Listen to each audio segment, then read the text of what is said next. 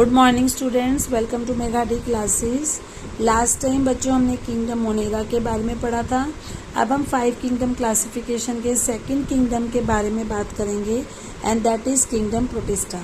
मैंने आपको अपनी प्रीवियस वीडियो में बताया था कि आपकी बुक में जो ये टेबल दिया गया है, इस टेबल में 5 किंगडम्स के बीच में डिफरेंसेस बताए गए हैं। और यहाँ पर हमने एक चीज़ ये पढ़ी थी कि मोनेरा जो है उसमें जो सेल है वो प्रोकैरियोटिक है, लेकिन उसके बाद जितने भी किंगडम हम पढ़ेंगे वो सारे यूकैरियोटिक हैं। तो प्रोटिस्टा की जब हम बात करते हैं तो प्रोटिस्टा जो है वो पहला किंगडम है जिसमें यूकैरियोट्स आ जाते हैं, लेकिन एक ख़ास बात ये है कि ये सिंगल सेल है, मतलब यूनिसेल्यूलर है। इसके बाद आप जितने भी किंगडम पढ़ोगे वो सारे मल्टी सेल्यूलर होंगे। प्रोटिस्टा यूकैरियोटिक है बट ये सिंगल सेल्ड होता है और इस किंगडम की बाउंड्रीज वेल डिफाइंड नहीं है। इसका मतलब ये है कि आप इसको ये नहीं कह सकते कि ये सिर्फ एक ही पर्टिकुलर एरिया में होगा या एक ही तरह का इनमें मोड होगा। इसमें बहुत ज़्यादा वैरायटी देखने को मिलती है। हो सकता है कोई प्रोटिस्टन हमें फोटोसिंथेटिक लगे बट एक्चुअल में वो फोटोसिंथेटिक ना हो। तो यहाँ पर हम ये पढ़ेंगे कि जो आपका प्रोटिस्टा है उसको हमने फर्दर कितनी क्लासेस में डिवाइड किया है, और दूसरी चीज़ हम पढ़ेंगे कि उसका हैबिटेट क्या है। मोस्टली जो प्रोटिस्टा के मेंबर्स हैं वो एक्वेटिक होते हैं, मतलब पानी में रहते हैं। और इस किंगडम के अंदर आप ऐसा देखोगे कि ये प्लांट, एनिमल और फंजाई हर एक किंगडम के साथ कहीं ना कहीं लिंक्ड है, मतलब कुछ ऐसी चीज़ें हैं जो इसको बाकी तीनों किंगडम के साथ जोड़ती हैं।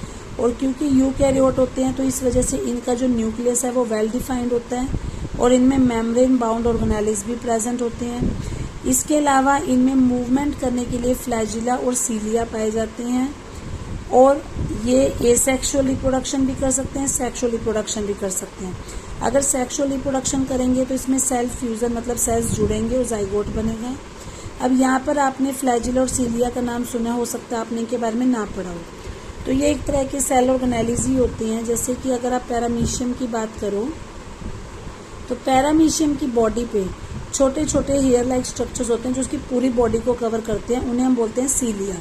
तो ये सीलिया क्या करते हैं, जब ये पैरामीशियम तैरता है तो ये इस सीलिया को पीछे की तरफ धकेलेगा, तो उसकी वजह से ये आगे की तरफ पुश होकर मूव करता है।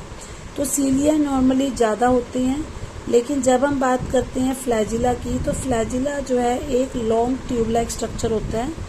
ये या तो एक होगा या दो होंगे। तो ये क्या करता है, जब इसको मूव करना होता है, जैसे यूग्लिना है, तो ये इस फ्लैजिला को किसी स्पोर्ट के साथ जोड़ लेगा और फिर बाकी की बॉडी जो है पुश करके आगे की तरफ मूव करती है। तो मतलब बेसिकली जो ये सीलिया एंड फ्लैजिला है ये इसको मूवमेंट में हेल्प करते हैं। अब हम बात करते हैं प्रोटिस्टा की क्लासेस की। तो सबसे पहली क्लास बच्चों इसमें आती है क्राइसोफाइट्स। क्राइसोफाइट्स में कौन आते हैं, क्राइसोफाइट्स में आते हैं डाईएटम्स एंड गोल्डन एल्गी, जिसको आप डेसिमिड्स भी बोलते हो। तो जब आप इस क्वेश्चन को नोटबुक में लिखें तो आप कोशिश करें कि वो पॉइंट्स लिखें जिनसे कि आप इनमें डिफरेंसेस बता सको। फॉर एग्जांपल, एक तो आपको ये पता होना चाहिए कि इसमें एग्जांपल क्या क्या आते हैं। दूसरा, आपको ये पता होना चाहिए कि ये कौन से एनवायरनमेंट में रहते हैं और इनके रिप्रोडक्शन का मोड क्या है। तो क्राइसोफाइट्स में मेनली डाईएटम्स एंड गोल्डन एल्गी आता है। ये फ्रेश वाटर यानी कि साफ पानी में भी मिल सकते हैं और मेरीन एनवायरनमेंट मतलब नमक के पानी में, समुद्र के पानी में भी मिल सकते हैं। ये माइक्रोस्कोपिक होते हैं, मतलब आप इनको नेक डाई से नहीं देख सकते।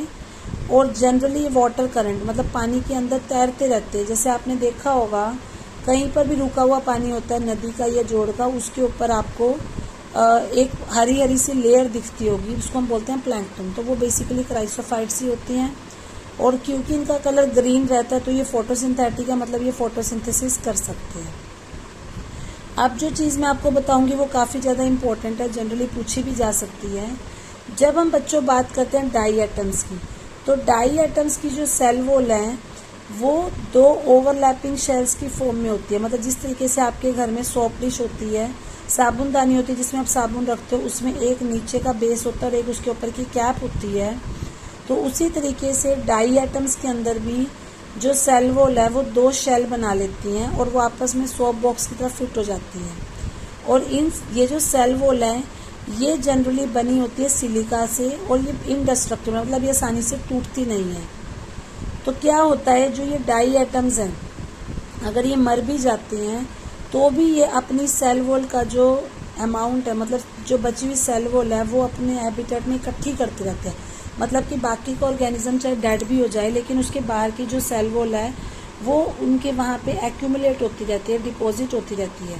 तो जब काफ़ी सालों तक, बिलियन ईयर्स तक ये एक्यूमुलेट होती रहती है तो उसको हम बोलते हैं डाइऑटोमेशियस अर्थ, कि मतलब उस जगह पर जहाँ पर ये अपनी डाई एटम्स अपनी सेल वॉल को इकट्ठा करते रहते हैं उस एरिया को डाइऑटोमेशियस अर्थ बोल देते हैं। और ग्रिटी होने की वजह से हम इसका इस्तेमाल पॉलिशिंग में, ऑयल एंड सिरप को फिल्टर करने में कर सकते हैं।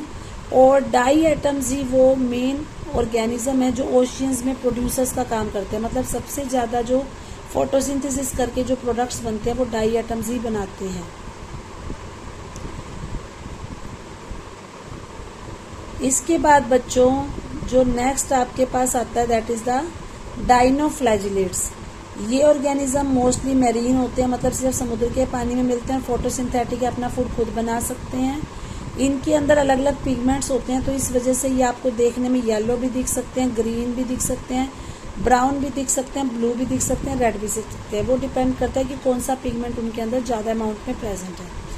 अगर हम इनकी सेल वॉल की बात करें तो इनकी सेल वॉल सेल्यूलोज की बनी होती है और वो स्टिफ होती है, काफ़ी ज़्यादा कड़क होती है। इनमें से ज़्यादातर ऑर्गेनिज्म के पास 2 फ्लैजिला होते हैं। इनमें से एक फ्लैजिला लॉन्गिट्यूडिनल होगा और एक फ्लैजिला ट्रांसवर्स होगा। इसका क्या मतलब है कि जैसे ये ऑर्गेनिज्म है लॉन्गिट्यूडिनल तो मतलब अलोंग द लेंथ और एक होगा अलोंग द विड्थ। तो लॉन्गिट्यूडिनल या फिर ट्रांसवर्स इनके अंदर फ्लैजिला पाया जाएगा। और इसके अंदर एक एग्जाम्पल आता है रेड डाइनोफ्लैजिलेट। जैसा कि मैंने आपको बताया उनमें रेड कलर का पिगमेंट है तो उनको रेड डाइनोफ्लैजिलेट्स बोलते हैं, जिसका एग्जाम्पल है गोनियालॉक्स। ये इतनी जल्दी जल्दी मल्टीप्लाई करते हैं कि मतलब जिस जगह पर इनकी मल्टीप्लिकेशन होती है वहाँ इतने ज़्यादा रेड डाइनोफ्लैजिलेट्स बन जाते हैं कि हमारा जो पूरा समुद्र है वो देखने में लाल लगता है, तो उसको रेड टाइड भी बोल देते हैं। और इनसे जो केमिकल रिलीज होते हैं वो काफ़ी ज़्यादा जहरीले होते हैं, तो उसकी वजह से इनके टच में आने वाले जो दूसरे मरीन एनिमल्स हैं जैसे कि फिशेस, उनकी भी डेथ हो सकती है। तो जैसे कि आप इस पिक्चर में देख सकते हो, जो इस सबसे पहली पिक्चर है ये डाइनोफ्लैजिलेट की है, तो इसमें एक फ्लैजिला तो लॉन्गिट्यूडनली पाया जाएगा और एक ट्रांसवर्स पाया जाएगा। इसके बाद तीसरी कैटेगरी आती है यूग्लिनोइड्स की। ये ज़्यादातर फ्रेश वाटर ऑर्गेनिज्म है और ये स्टैग्नेंट वाटर यानी कि रुके हुए पानी में होंगे। जैसे कि मैंने आपको कहा था जब आप इसके नोट्स बनाओ तो आप इनको कंपैरिजन के वे में बनाओ। जैसे कि सबसे पहले जो हमने पढ़े थे क्राइसोफाइट्स, वो आपके मेरीन वाटर में भी हो सकते थे, एक्वेटिक वाटर में भी हो सकते थे। उसके बाद जो हमने पढ़ा डाइनोफ्लैजिलेट्स, वो सिर्फ मेरीन वाटर में होते हैं। जो यूग्लिनोइड्स हैं वो फ्रेश वाटर है और ये ज़्यादातर रुके हुए पानी में मिलेंगे। इनके अंदर सेल वॉल नहीं होती, सेल वॉल की बजाय इनकी बॉडी के बाहर एक प्रोटीन की बनी हुई लेयर होती है जिसको हम बोलते हैं पेलिकल, और उस लेयर की वजह से इनकी बॉडी बहुत ज़्यादा फ्लेक्सिबल होती है। इनकी बॉडी में 2 फ्लैजिला होते हैं, एक फ्लैजिला लंबा होता है और एक फ्लैजिला छोटा होता है।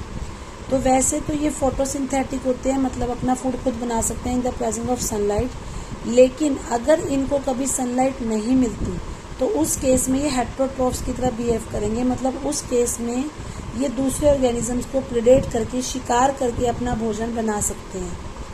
और अगर आप इनके पिगमेंट्स देखो तो इनके पिगमेंट्स बिल्कुल प्लांट्स जैसे ही होते हैं। मतलब जो प्लांट्स में पिगमेंट्स होते हैं, क्लोरोफिल, कैरोटीनॉइड्स, वही सब पिगमेंट्स इनमें पाए जाते हैं। और इसका एग्जाम्पल है यूग्लिना, तभी इसका नाम यूग्लिनोइड्स है।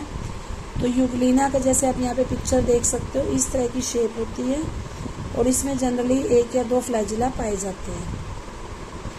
उसके बाद थर्ड आते हैं इसमें स्लाइम मोल्ड्स। जो स्लाइम मोल्ड्स होते हैं ये सैप्रोफिटिक होते हैं। सैप्रोफिटिक मतलब ये dead and decaying organic matter से अपना फूड बनाते हैं।